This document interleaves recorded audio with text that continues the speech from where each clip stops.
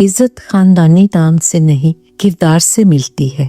क्या इंसान को इज्जत उसके अमाल से मिलती है या उस खानदान से जिसमें वो पैदा हुआ हो? ये सवाल एक लड़के के दिल में तब पैदा हुआ जब वो अपने वालिद के साथ बैठा सोचों में गुम था। वो बचपन से सुनता आया था कि उसका खानदान बड़ा मुअज़्ज़ज़ है और उसके वालिद को हर कोई इज्जत देता है। तो क्या यही खानदानी अजमत काफी है? क्या यही मेरास उसे दुनिया और आखिरत में कामयाबी दिला सकती है? उसने अपने वालिद से सवाल किया। एक तसल्ली चाही, एक यकीन कि बस उनका नाम ही काफी है।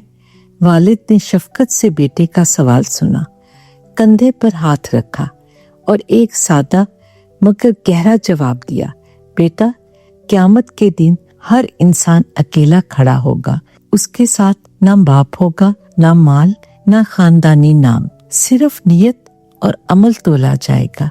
ना किसी बादशाह के बेटे को रियायत मिलेगी, ना किसी गरीब को महरूमी। लड़के के चेहरे पर उलझन थी। वो सोचने लगा, तो क्या मेरे वालिद का नाम मुझे बचा नहीं सकता? बाप ने मिसाल दी, ऐसी मिसाल जो दिल पर नक्श हो जाए। क्या तुमने काबा का गिलाफ देखा है? लोग उसे चूमते हैं, इज्जत देते हैं, मगर क्या ये इज्जत उस कपड़े को इसलिए दी जाती है कि वो रेशम का है या उस पर सोने की कढ़ाई है? लड़के ने नफी में सर हिलाया। नहीं बेटा, ये इज्जत उस काबे से निस्बत की वजह से मिलती है।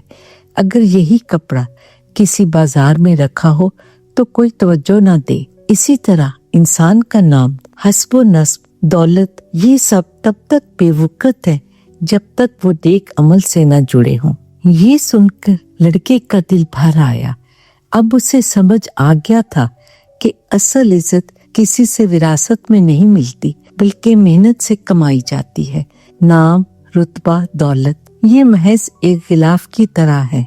अगर अंदर कुछ नहीं तो बाहर की चमक बेमायने है। यही सबक सादी हमें सिखाते हैं। असल इज्जत ना खानदान देता है, ना खजाने। असल इज्जत उन अमाल से आती है जो इंसान को खुदा से जोड़ते हैं।